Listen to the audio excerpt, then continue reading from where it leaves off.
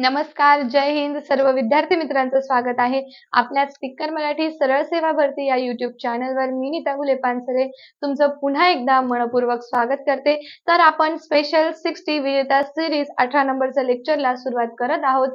तर प्रत्येकाने सेशनला शेवटपर्यंत बघायचं आहे. सेशनला सर्वात आधी लाईक करायचंय, सेशनच्या लिंकला जास्तीत जास्त शेअर करायचं आहे आणि लक्षपूर्वक सगळे क्वेश्चन आन्सर बघायचे, कारण तुमच्या येत्या एक्झामसाठी हेच क्वेश्चन आन्सर तुम्हाला येणार आहे, हेच क्वेश्चन येणार आहे आणि याचे आन्सर तुम्हाला तिथे कळणार आहेत. बरोबर. तर बघा, आतापासून अभ्यास केला तर तिथे आन्सर पण लगेच लक्षात येतील, नाहीतर कन्फ्यूज व्हाल. बरोबर. तर TCS पॅटर्न नुसार आपले सामान्य विज्ञानाच्या क्वेश्चनला मी सुरुवात करत आहे.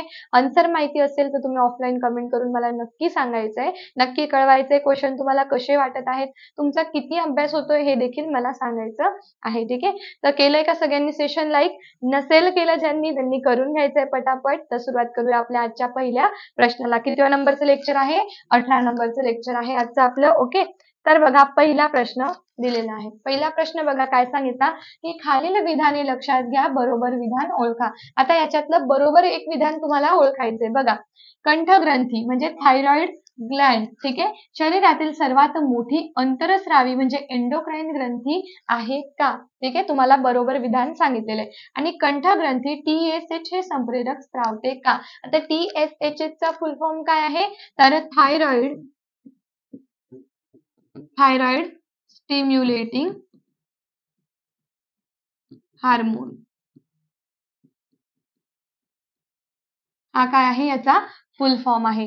पण आता बघा, थायरॉइड स्टिम्युलेटिंग हार्मोन जो आहे हा कुठून स्रावला जातो? आपल्या ब्रेन मधून.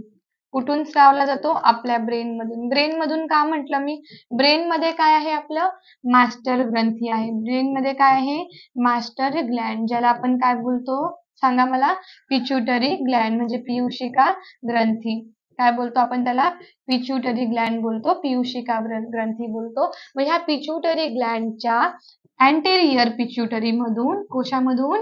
अँटेरियर पिट्युटरी मधून कोण स्रावतो? थायरॉइड स्टिम्युलेटिंग हार्मोन स्रावतो. हा फक्त कंठग्रंथीला काय करतो? कंट्रोल करतो. काय करतो? कंट्रोल करतो. पण तिच्यावरती पूर्ण म्हणजे तिच्यातून सिक्रेट नाही होत, फक्त नियंत्रण करण्याचं कार्य करत असतो. बरोबर. म्हणजे हे विधान आपलं चूक झालं, कारण कंठग्रंथी हे संप्रेरक स्रावत नाही. कोण स्रावतं? तर पिट्युटरी ग्लॅंड स्रावते हे संप्रेरक. कुठे असते ती? अँटेरियर पिट्युटरी स्रावलं जातं. आता पिट्युटरी ग्रंथीचे दोन भाग आहे, एक अँटेरियर आहे, एक पोस्टेरियर आहे. म्हणजे अँटेरियर पिट्युटरीद्वारे थायरॉइड स्टिम्युलेटिंग हार्मोन स्रावलं जातं. म्हणून हे काय झालं? चूक. आणि पहिलं विधान आपलं बरोबर आहे, कारण कंठग्रंथी ही शरीरातली सगळ्यात मोठी अंतरस्रावी ग्रंथी आहे. अंतरस्रावीचा अर्थ काय होतो? की तिने बनवलेलं म्हणजे तिने काहीही तयार केलं, कुठलंही प्रोडक्ट बनवलं, तयार केलं, तर ती त्या प्रोडक्टला डायरेक्ट आपल्या कशात टाकते? रक्तामध्ये टाकत असते. कुठलीही नलिका त्या प्रोडक्टला वाहून नेत नाही, डायरेक्ट रक्तात टाकते. म्हणून ती अंतरस्रावी म्हणजे एंडोक्राइन ग्लॅंड आहे. म्हणजे आन्सर काय येईल मग आपलं? फक्त अ बरोबर. ठीक आहे. समजलंय सर्वांना व्यवस्थित? चला, समजलं असणार आहे. तर प्रत्येकाने सेशनच्या लिंकला पटापट पहिले शेअर करून घ्यायचं आहे. ठीक आहे. व्हाईट दिसणार नाही तुम्हाला याच्यावर, आपण येलो घेऊ. ठीक आहे, लक्षात आलं? तर जाऊया आपल्या पुढच्या प्रश्नावर. बघा, खालीलपैकी मेंदूचा कुठला भाग हृदयाचे ठोके श्वसनाचा दर नियंत्रित करतो? आता तुमच्या मेंदूमध्ये असा कुठला भाग आहे बरं, जो काय करतोय? तुमच्या श्वसनाचा दर, तुमचे हृदयाचे ठोके सगळ्यांना नियंत्रित करतो. प्रमस्तिष्क. प्रमस्तिष्क हा आपल्या अग्र मस्तिष्काचा भाग झाला. पिंड चतुष्क दिलाय, पश्च मस्तिष्क दिलाय आणि यापैकी नाही सांगितलेले. पण आपल्या हृदयाच्या दराला आणि कशाला? श्वसनाच्या दराला आणि हृदयाच्या ठोक्यांना नियंत्रित करणारा जो भाग आहे तो असतो आपला पश्च मस्तिष्काचा. याचाच अर्थ काय? तर हिंड ब्रेन. पश्च मस्तिष्काला आपण काय बोलतो? Hind brain. आणि याचंच कार्य अजून काय आहे? शरीराचा तोल सांभाळणे. काय कार्य आहे? शरीराचा तोल सांभाळणे. ठीक आहे, हे त्याचं कार्य आहे. लक्षात आलंय सर्वांना? देन जाऊया पुढच्या प्रश्नावर. आतापर्यंत ज्यांनी सेशनला लाईक केलं नसेल, लिंकला शेअर केलं नसेल, तर सगळ्यात आधी सेशनला लाईक करून घ्यायचं आहे आणि लिंकला जास्तीत जास्त शेअर करायचं आहे. तिसरा प्रश्न आहे बघा, लक्ष द्या. आता ईसीजी या उपकरणाबाबत योग्य विधान ओळखा. ईसीजीचा फुल फॉर्म पहिले माहिती पाहिजे. ईसीजी काय आहे? काय आहे सांगा? इलेक्ट्रो कार्डिओग्राफ. ठीक आहे, इलेक्ट्रोकार्डिओग्राफ हा काय आहे? ईसीजीचा फुल फॉर्म आहे. ईसीजी काय करतो? आपल्या शरीरामध्ये जे आपले ठोके नियंत्रित होत आहे किंवा जे ठोके पडत आहे हृदयाचे त्याला बघणं, ठीक आहे, त्याचा एक आलेख आपल्या समोर तयार करणं, हे कोणाचं काम आहे? इलेक्ट्रोकार्डिओग्रामचं काम आहे. ठीक आहे, आता याच्या शोधाबद्दल तुम्हाला इथे विधाने दिली, त्याच्यापैकी बरोबर विधान तुम्हाला निवडायचे. आता तुम्हाला एक गोष्ट माहिती पाहिजे इथे की ख्रिश्चन बर्नौड यांनी ईसीजीचा शोध लावलेला नाहीये, त्याच्यामुळे हे विधान तुमचं गेलं. ठीक आहे, इयन थवेल यांनी लावलेला आहे. ख्रिश्चन बर्नौड यांनी लावलेलाच नाहीये, त्याच्यामुळे हे सनावाळी येणारच नाही इथे, म्हणजे हे दोघं विधान गेले. आता इयन थवेल यांनी लावलेला आहे, पण कोणत्या साली लावलेला आहे? तर इयन थवेल या शास्त्रज्ञाने 1903 मध्ये ईसीजी या यंत्राचा शोध लावला, जो आपल्या हृदयाचा आलेख तयार करतो. ईसीजीच्या वेव्ज असतात. ईसीजीच्या काय असतात? वेव्ज असतात. कशा वेव्ज असतात बघा, समजा इथे पी, ठीक आहे, पुढे गेल्यानंतर क्यू, आर, एस, नंतर पुढे गेला टी, यू. यू वेव्ह दिसत नाही कधी, झाली ही पी, ही क्यू, आर, एस, त्यानंतर ही टी. ओके, इथे नाही, इथे टी आहे. ठीक आहे, इथे टी नाहीये. आणि ही यू वेव्ह जर दिसली तर काय समजायचं की तुम्हाला काय आहे? काहीतरी मेडिकल कंडिशन आहे, हार्टमध्ये प्रॉब्लेम आहे. नाहीतर ही यू वेव्ह येत नाही, इथून आपला ईसीजी सरळ जातो.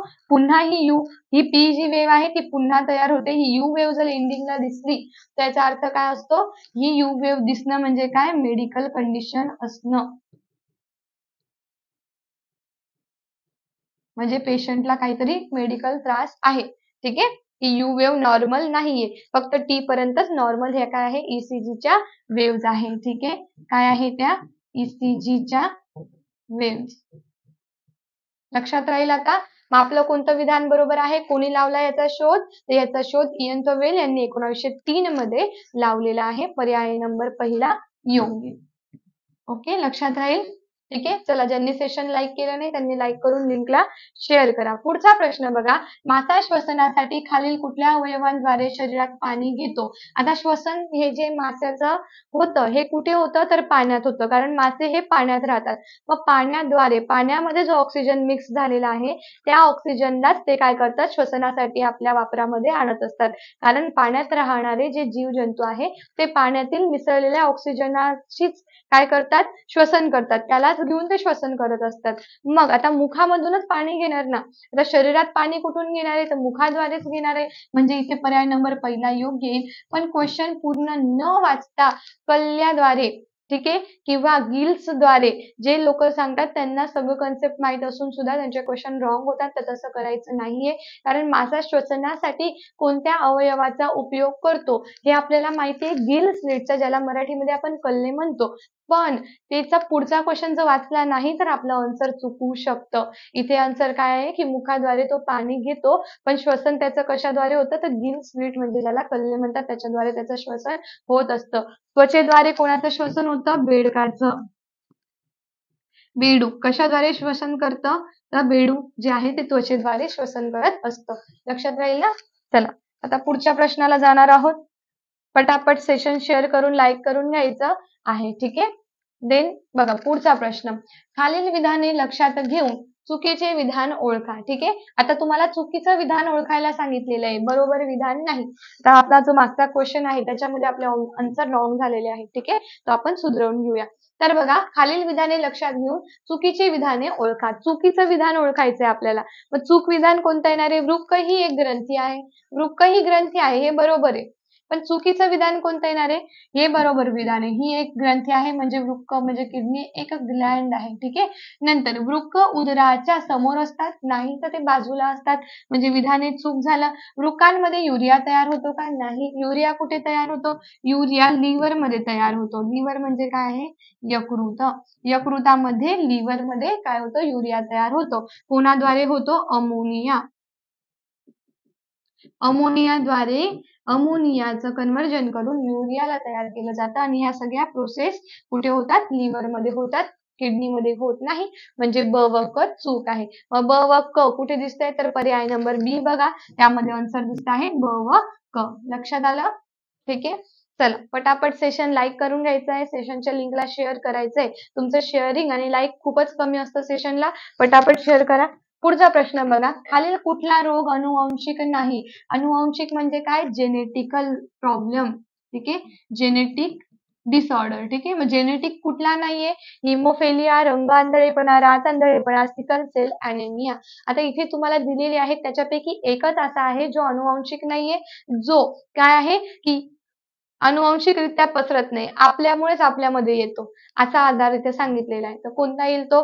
हिमोफिलिया हा अनुवांशिक आजार आहे. तो रक्तपेशींचा आजार आहे. ज्याच्यामध्ये रक्तस्राव थांबत नाही. रंग आंधळेपणा काय दिलेला आहे? रात आंधळेपणा. रंग आंधळेपणा सुद्धा अनुवांशिक आहे की जन्मताच आपल्याला ग्रीन आणि रेड मध्ये अंतर करता येत नाही. म्हणजे हे दोघं काय झाले? अनुवांशिक डिसीज झाले. मग हे आपल्या पर्यायात बसत नाही. मग रात आंधळेपणा. मग रात आंधळेपणा काय आहे? अनुवांशिक नाहीये. तो कशामुळे येतो? अजीवनसत्वाच्या कमतरतेमुळे रात आंधळेपणा येतो. सिकल सेल ॲनेमिया मध्ये सुद्धा काय होतं? ज्या लाल रक्तपेशी आहेत त्या तुटतात. त्यांच्यामध्ये लोहाची कमतरता निर्माण होते सिकल सेल ॲनेमिया मध्ये. ठीक आहे. मग हा सुद्धा अनुवांशिकच आजार आहे. फक्त रात आंधळेपणा कशामुळे होतो? तर अजीवनसत्वाच्या कमतरतेमुळे. अजीवनसत्वाच्या कमतरतेमुळे आपल्याला काय होतं? काय होतं आपल्याला? रात आंधळेपणा होतो. ठीक आहे. लक्षात आलं सगळ्यांना? तर जाऊया पुढच्या प्रश्नावरती. पुढचा प्रश्न बघा काय दिलेला आहे. मलेरियासाठी आतापर्यंत लस शोधण्यास अपयश आले आहे. कारण काय आहे? मलेरियासाठी आपण डायरेक्ट लस शोधून काढलेली आहे का? जसे पोलिओसाठी लस आहे, कुष्ठरोगासाठी आहे, देवीसाठी आहे. बरोबर ना? देवीसाठी पण लस आहे. तर ह्या सगळ्या लसी आहेत. तर ह्या शोधल्या गेलेल्या आहेत. पण मलेरियासाठी लस नाही शोधली आतापर्यंत. मलेरियासाठी औषध गोळ्या असतात ज्याच्याने आपल्याला बरं वाटतं. पण प्रॉपर लहान बाळांना जसं आपण पोलिओची लस देऊन टाकतो बरोबर, की याला व्हायला नको किंवा झालं तरी ते लवकर क्युअर व्हायला पाहिजे. कारण लस देताना आपण तो व्हायरसच इनॅक्टिव्ह फॉर्म मध्ये शरीरात सोडत असतो. कारण त्याच्या विरोधात आपलं शरीर अँटीबॉडी तयार करेल व शरीराला तेवढा वेळ मिळेल अँटीबॉडीसाठी. ठीक आहे. पण मग आता मलेरिया जो रोग आहे त्याच्यावरती लस नाहीये. त्याचं कारण काय? लस फक्त जीवाणू विषाणू विरोधात बनतात का? असं नाहीये. प्लाझ्मोडियम विरोधात पण बनतात. ठीक आहे. नंतर मलेरिया हा रोग अनेक प्लाझ्मोडियममुळे होतो.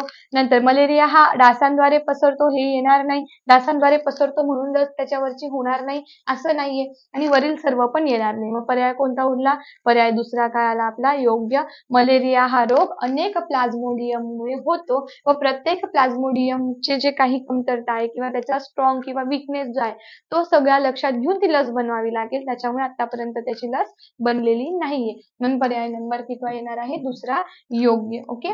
देन आहे पुढचा प्रश्न. चला आता आपण पुढच्या प्रश्नावर आलेलो आहोत. बघा खालील विधानांचा विचार करा. काय कुठले विधान बरोबर चूक आहे हे ओळखायचं आहे. यकृतामध्ये मेदाचे सहजरित्या पचन होते. यकृत लायपेज हे विकर तयार करते. आता सांगा की यकृत हे लायपेज तयार करते का? चूक आहे. ब विधान डायरेक्ट चूक आहे. मग आता दोन्ही विधान बरोबर दिलेलं असेल तर ते सोडून द्यायचं. अ व ब विधान बरोबर नाही. अ व ब विधान बरोबर नाही. अ बरोबर. आता इथे एकच आहे. दोन्ही चूक तर येणारच नाही. कारण यकृतामध्ये लायपेज तयार होत नाही. तर लायपेज कुठे तयार होतं? स्वादुपिंडामध्ये तयार होतं. कुठे तयार होतं? स्वादुपिंडामध्ये लायपेज, अमायलेज आणि ट्रिप्सिन तयार होतं. यकृतात होत नाही. यकृत बाईल ज्यूस तयार करतं. ठीक आहे. पित्तरस तयार करतं आणि यकृत पित्तरस तयार करतं म्हणून त्याच्यामध्ये मेदाचे सहजरित्या पचन होते. म्हणजे बघा अ बरोबर आहे, ब चूक आहे. ठीक आहे. पर्याय नंबर तिसरा काय येणार आपला? योग्य येणार. ठीक आहे. समजलेला आहे. पर्याय नंबर तिसरा योग्य. पटापट सेशन लाईक करा. ज्यांनी केलेले नाही लिंकला पटकन सगळ्यांनी शेअर करून घ्यायचं आहे. ओके. देन आहे पुढचा आणि शेवटचा प्रश्न बघा काय सांगितलंय, प्लॅटिपस व एकदिना या प्राण्यांना किती कप्प्याचे हृदय आहे? एकदिना सस्तन आहे, प्लॅटिपस सस्तन आहे, एकदिना काय आहे, सस्तन असून अंडी घालणारा आहे. ठीक आहे. आता जे सस्तन आहेत ना ते लक्षात ठेवून घ्यायचं, सस्तनला 4 कप्पी हृदय असतं, बाकीचं काही लक्षात नाही ठेवलं तरी चालेल. ठीक आहे. आपण कोण आहोत, सस्तन आहोत, म्हणून आपल्यालाही 4 कप्पी हृदय आहे. तसंच एकदिनाला सुद्धा काय आहे, 4 कप्पी हृदय. प्लॅटिपसचं जरी नसेल माहिती तर एकदिनाचं माहिती आहे तुम्हाला. एकदिना काय आहे, सस्तन असून अंडी घालणारा एकमेव प्राणी आहे, म्हणून आपण काय लिहिलं त्याचं, 4 कप्पी हृदय असतं. पर्याय नंबर 3 योग्य. सेशन आवडलं असेल, क्वेश्चन आन्सर समजले असतील, लेक्चर आवडत असेल तर पटापट सगळ्यांनी सेशन लाईक करायचं आहे, लिंकला जास्तीत जास्त शेअर करायचं आहे. चॅनलवर तुम्ही नवीन असाल तर टिक्कर मराठी सरळ सेवा भरती या युट्यूब चॅनलला सबस्क्राईब करायचं आहे. आपलं ऍप सुद्धा आहे, ऍपला डाउनलोड करायचं आहे. असेच नवीन नवीन व्हिडिओ बघण्यासाठी सगळ्यात पहिले ऍपला डाउनलोड करा, कारण त्याचे आपण जे शिकवत आहोत त्याचे जे PDF आहे ते तुम्हाला ऍप मधूनच मिळणार आहे. दुसरी गोष्ट, नोटिफिकेशन तुम्हाला लवकरात लवकर मिळावे म्हणून चॅनलला लवकरात लवकर सबस्क्राईब करून घ्यायचं आहे. ठीक आहे. पुन्हा भेटूया न्यू अशा क्वेश्चन सोबत. तोपर्यंत bye bye, take care, wish you all the best. Jai Hind, thank you.